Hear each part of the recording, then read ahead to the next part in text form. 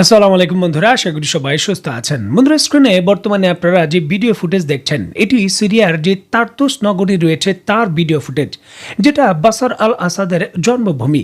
স্ক্রিনে নিশ্চয়ই আপনারা দেখতে পাচ্ছেন সিরিয়ার যারা প্রাক্তন সেনাবাহিনীর সদস্য ছিলেন তারা বর্তমানে একত্রিত হচ্ছেন এবং শক্তিশালী নতুন করে যুদ্ধ শুরু হয়েছে সিরিয়ার ভেতর যে জোলানি প্রশাসন রয়েছে তার বিরুদ্ধে। দেখুন, এটি একটি নজিরবিহীন ঘটনা। মাত্র কিছুদিন পূর্বেই যে জোলানিকে ফুলের শুভেচ্ছা দিয়ে সিরিয়ার মানুষ গ্রহণ করেছিল, সেই জোলানির বিরুদ্ধেই কিন্তু আজকে তারা সশস্ত্র যুদ্ধে নেমেছে। এখন এই সশস্ত্র যুদ্ধে তারা নেমেছে নিজের মাতৃভূমি সিরিয়াকে রক্ষা করার জন্যই। বাশার আল আসাদ পুনরায় ক্ষমতায় আসবে বিষয়টা এরকম নয়, বা তাদের পুনঃস্থাপন করার লক্ষ্যেও তারা যুদ্ধ করছে না, সাধারণ মানুষ এইভাবে রাস্তায় নেমে এসেছে, বিষয়টা এরকম নয়। মূল জিনিসটা হলো যে সিরিয়ার ভেতর নির্বাচন চায় তারা, এবং যে জনগণের প্রত্যাশা সরকার রয়েছে সেটা তারা চায়। আর এর জন্যই কিন্তু নিশ্চয়ই আপনারা দেখতে পাচ্ছেন তার্তুসের আশেপাশে জোলানি বাহিনীও তার বাহিনী নিয়ে হামলা চালিয়েছে এবং তা প্রতিরোধ করছে সিরিয়ার প্রাক্তন যারা সামরিক সদস্য রয়েছেন এবং সেখানকার যে সাধারণ মানুষ রয়েছেন তারা প্রতিহত করছেন।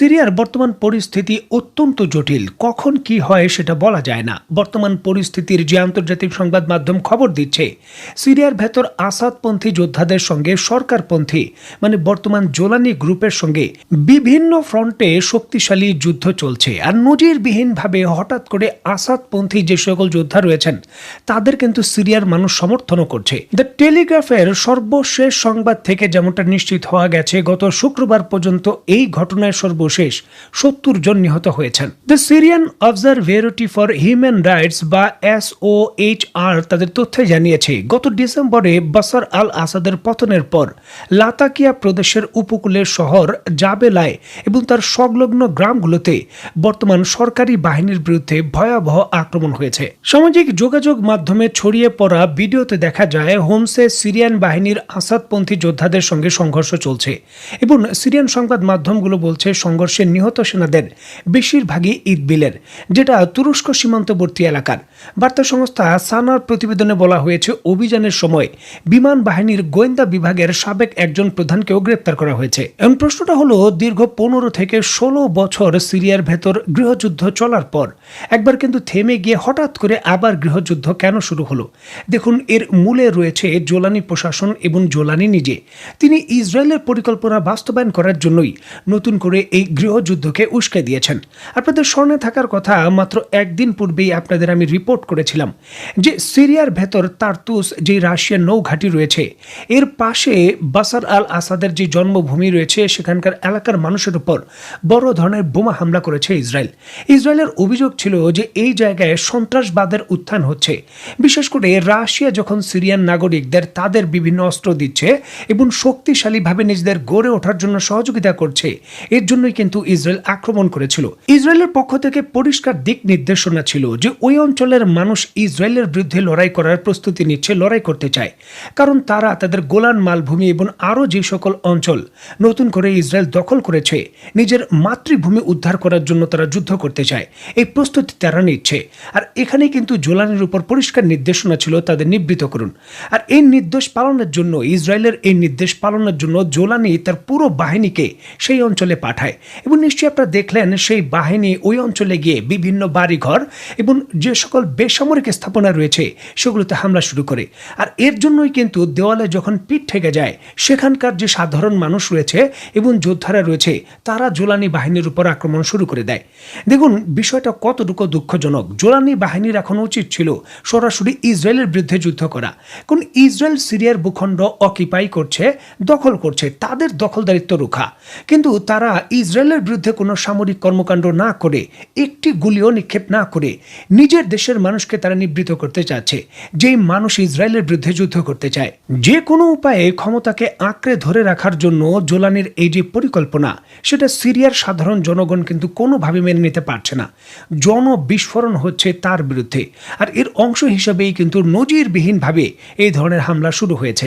অবশ্যই অপরাধী আছে, অপরাধীর অপরাধের বিচার করতে হবে, তবে রণহারে নিজের দেশের জনগণের উপর কেউ যদি সামরিক মিশন করতে যায় সেটা অবশ্যই হিতে বিপরীত হবে, অবশ্যই সেটা তার বিরুদ্ধেই জনরোষ তৈরি করবে, আর সেটা এখন তৈরি হয়েছে। আর জোলানি যদি এই জিনিসটাকে আরও অগ্রগতি দেন এবং আরও শক্ত হাতে মিশনটা শুরু করেন তার জনগণের বিরুদ্ধে, তাহলে সিরিয়া আরও একটি শক্তিশালী গৃহযুদ্ধ দেখতে চলেছে এবং অবশ্যই এটা আরও শক্তিশালী এবং ভয়াবহ হতে চলেছে। সিরিয়ার ভেতর নতুন করে যে জনরোষ এবং গণবিপ্লব আবার শুরু হয়েছে, এই জিনিসটাকে সম্পূর্ণ অস্বীকার করেছে জোলানি প্রশাসন।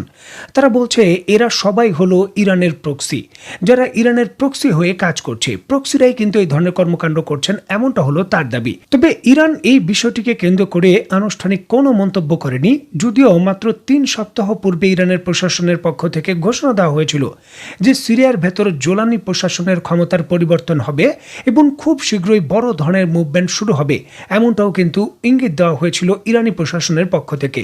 এই ইস্যুটিকে কেন্দ্র করে তুরস্কের পক্ষ থেকেও কিন্তু স্টেটমেন্ট দেওয়া হয়েছিল যে এই অঞ্চলের ভেতর ইরান তার প্রক্সিদের যে সক্রিয় করছে সেটা বন্ধ রাখতে হবে, কারণ এটি একটি জটিল প্রক্রিয়া, ব্যয়বহুল প্রক্রিয়া।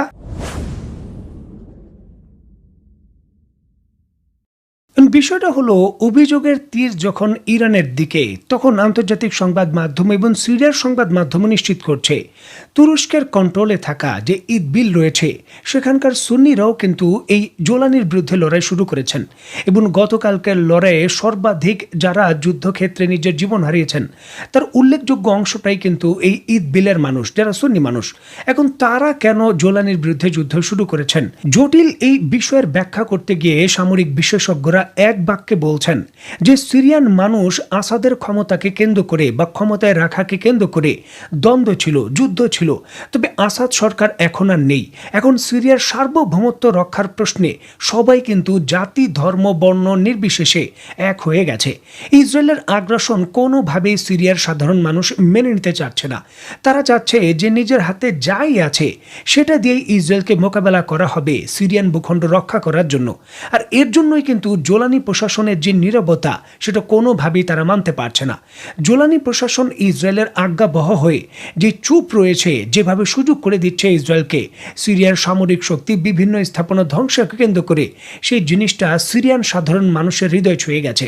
তারা কোনোভাবে এটা সহ্য করতে পারছে না। আর এই জন্যই কিন্তু সবাই একটি ফ্রন্টে যুক্ত হয়ে প্রথমে জোলানি সরকারের পতন ঘটাবে, তারপর একটি কোয়ালিশন সরকার গঠন করে ইসরায়েলের বিরুদ্ধে লড়াই করবে। এটাই হলো প্রস্তুতি। বিশেষ করে জাতীয় নির্বাচন নিশ্চিত করতে চায় নতুন এই সিরিয়ান মানুষ। তারা কিন্তু চায় যে ভোটাধিকার প্রয়োগের মাধ্যমে যে নির্বাচিত হবে সেই ক্ষমতায় আসুক, সে দেশ চালাক, এখানে জনগণের রায় প্রতিফলিত হবে, এটাই তারা নিশ্চিত করতে চায়। কিন্তু জোলানি সরকার কিন্তু এটা চায় না। জোলানি চায় নিজে ক্ষমতায় থাকবে, পশ্চিমা বিশ্ব এবং ইসরায়েলের আজ্ঞাবহ হয়ে, ঠিক বাসার আল আসাদের মতো। আর এই জিনিসটাই কিন্তু সিরিয়ান মানুষকে আবার ক্ষোভে ফেটে দিচ্ছে। দেখুন, এটা শুধু বাংলাদেশ বা সিরিয়ার কথা নয়, এটাই হলো বাস্তবতা। জনগণ যখন নিজের মতাধিকার প্রয়োগ করতে চায়, যদি এটাকে কৃত্রিমভাবে প্রতিবন্ধকতা তৈরি করে আটকে রাখার চেষ্টা হয়, সেটা অবশ্যই হিতে বিপরীত হয়, আর এটাই প্রমাণিত। তো বন্ধুরা, এই সার্বিক বিষয়গুলোকে কেন্দ্র করে আপনি ব্যক্তিগতভাবে কি মনে করছেন তা অবশ্যই কমেন্ট বক্সে লিখবেন। তো বন্ধুরা, আজকের মতো বিদায়। নতুন কোনো ভিডিও নিয়ে আবার দেখা হবে। সেই পর্যন্ত সবাই ভালো থাকবেন, সুস্থ থাকবেন এবং বাংলাদেশকে ভালোবাসবেন। আল্লাহ হাফেজ।